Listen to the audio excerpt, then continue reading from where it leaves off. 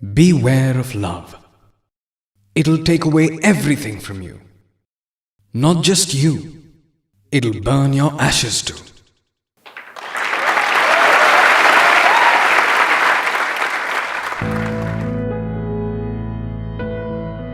What is love? What is it called in Hindi? Pyar. Any other words? Can I tell you something great about Hindi and Sanskrit? The meaning of every word is in itself. If you break down the word, you'll understand it completely. Prem comes from Param. Param means the highest, supreme. There's nothing above that. There can't be anything above it. Now, how do we experience this? The first thing you need in order to experience this, that is observation. To be able to observe this universe, yourself, anyone else, you need to be calm, still. Can you observe while moving? Can we observe quickly? If you're moving too fast, you can't really experience love. Like the full moon a few days ago. How many actually saw it? Can you see the moon? Reflection. What can you see? A reflection. A reflection of what? Reflection of light. Can you see light? Between the earth and the sun, there is light. It's traveling. But can you see the light, or is there darkness? So what we call light, isn't that actually darkness? The moment the light and the moon come together, what happens? The moon experience. That light which was darkness is now light. And that moon that wasn't there now exists. This is love, uncle aunties. To experience love, there are 3 ways. One way is, there's only you. If light can see this truth, if you are that light, you're traveling. You're wandering alone. If light were to express love, how would it? For millions of miles, I was wandering alone. My being or not was the same. My life was worse than death. I didn't even know I had light. I'm light, but I didn't know that I'm light myself. But once I was in front of you, I became light. I lit up. I came to life. If not for you, then I don't exist.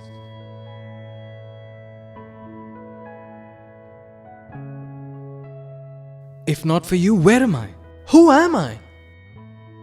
So I exist because you do. I exist because of you. I was waiting only for you.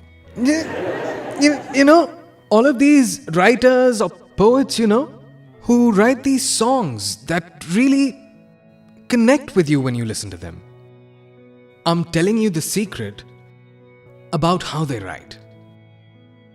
Now here, I can talk about this for hours and hours, and everything will hit right here. It'll hit right here because there's no lies, it's all true. So the light can't stop complimenting the moon, and he's not faking it. Because what we actually call light is darkness, complete darkness. The light's life is darkness. Can you see the contradiction here? Right? Beautiful poetry. Have you ever heard this? There's darkness in light's life. Light has darkness. Light itself is in darkness. Is it true or false? Can you see the truth? Who lights the light? Tell me. He who doesn't have any light of his own. Does the moon have light? When they come together, that's when we see. That's when we see the magic happen. Then one half, which we know as or call the moon, and the other half, called the light, they come together and become one. Then the light complements that moon. The light says, there's only you, there's only you, there's only you. One way of looking at love is, there's only you. What's the other way then? There's only me. This is love too. Now, a few months ago it was monsoon. What happens then? There are rainbows. You've seen a rainbow, right? Have you just thought and imagined them? Or have you actually seen a rainbow? No, you haven't. No, you haven't, uncle aunties. I'll tell you what you've seen. What you're calling a rainbow is the word rainbow. You've read that in some book somewhere. I've seen a rainbow in a book and it has 7 colors. And then you see it and you say, there's a rainbow. Beautiful. This is not called seeing a rainbow. Then you've even seen the moon. Who knows what you've seen like this? Actually, you haven't. What's it like actually seeing a rainbow? Just sit calmly and watch. While you watch, something will appear that you've never seen before. Something you'll find in no book. We were just talking about light. Where is a rainbow without light? How is a rainbow made? Whose colors are these? The same light. So is this perspective right or wrong? So only the right perspective and nothing else. Only that can take us to love. The wrong perspective takes us away from love. Makes us feel small inside. Makes us selfish. Makes us separate from others. Makes us fight with them. That perspective is typical of everyone in the world. Sir, I have a doubt. Sir, people are confused between love and friendship. Sir, what is difference between love and friendship? What is friendship? That you like spending time with someone. You like hanging out with them. It could be a boy, a girl, someone older, someone younger. So you can be friends with anyone. When there's friendship, everything is great. Tell me now on the basis of your experience if I'm right or wrong. Till there's friendship, everything is hunky-dory. The moment you stamp that friendship officially, that we are friends now and we've committed to each other, that I'll only and only look at you, think about you, be with you, eat your head all day long, and you'll do the same. And we're calling it love. This is crazy.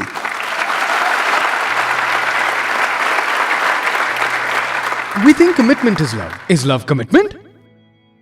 Have you gone mad that you can't understand that you're saying that commitment means that you're mine and I'm yours? Is this commitment practical? If you look at someone else, will you not feel anything? I will, but I'll lie that I'm not feeling anything. What kind of drama is this? They'll both lie then. One hides and looks there and the other hides and looks there. And they'll get confused into thinking that this is love. So that which leads to confusion, that which leads to conflict, that's not love. These are just empty words. There's no real love. It's a commitment. And the moment that you commit, you're tied down to each other. Once you're tied down, and if your foundation is not strong, so that leads to unlimited conflicts. They'll try to possess one another. There'll be jealousy there. Very strong jealousy. Even if you like someone else's photograph. That's it. It's over.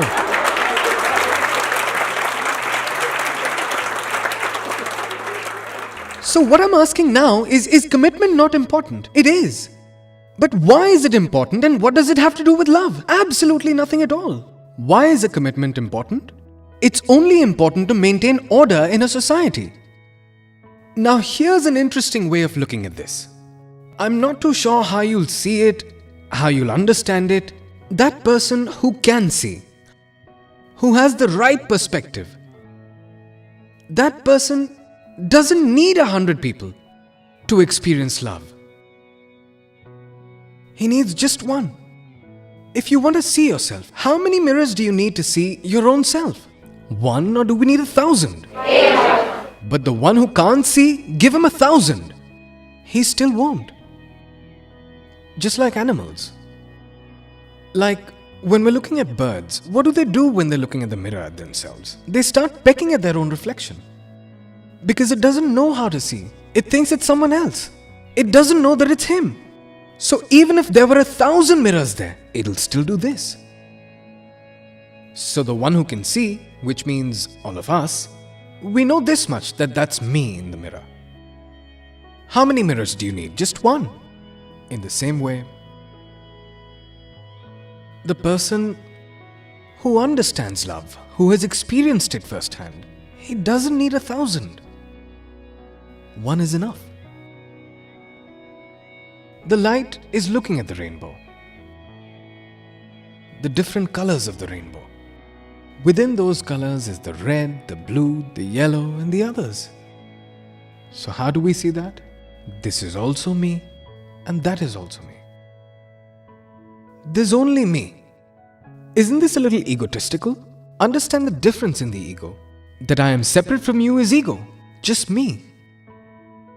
All the colors are me. Wherever there are colors, they're me. Are all colors not light? So what is love? It's to know yourself, like it says here, discover yourself. When you can see that I am that light, and everything happens in that light. Not the light that you're thinking about right now. You're somewhere else. I'm somewhere else.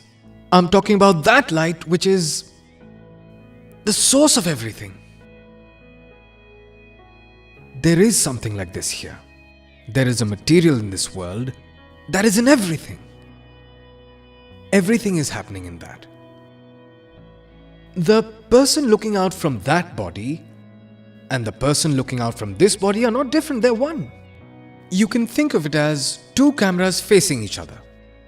There's one here, there's one here. And the person seeing is present everywhere, just like space. So the person seeing from here and the person seeing from here may feel that I'm this, because this is a female camera and this is a male camera. Cameras can be male or female. The one who sees, hears, feels, experiences can't be male or female. That is one. So I am meeting myself. This meeting is called love. If you actually meet like this, then it doesn't happen immediately. Now what you want is, after hearing this, you want to go back and practically experience this. That you see a girl on the road and you go and start preaching. Let me try out what the guy was saying. You are you? Even I'm me. Got that? I'm the slap and I'm the cheek. I'm everything. These guys are bound to get beaten up. First understand it properly, then do something. At one side there's only you, and the other there's only me. There's nothing except for me. Let's say if your tongue gets caught between your teeth, what do? Break them? Has anyone tried it? How could you dare to bite my tongue this way? Do you fight with your teeth?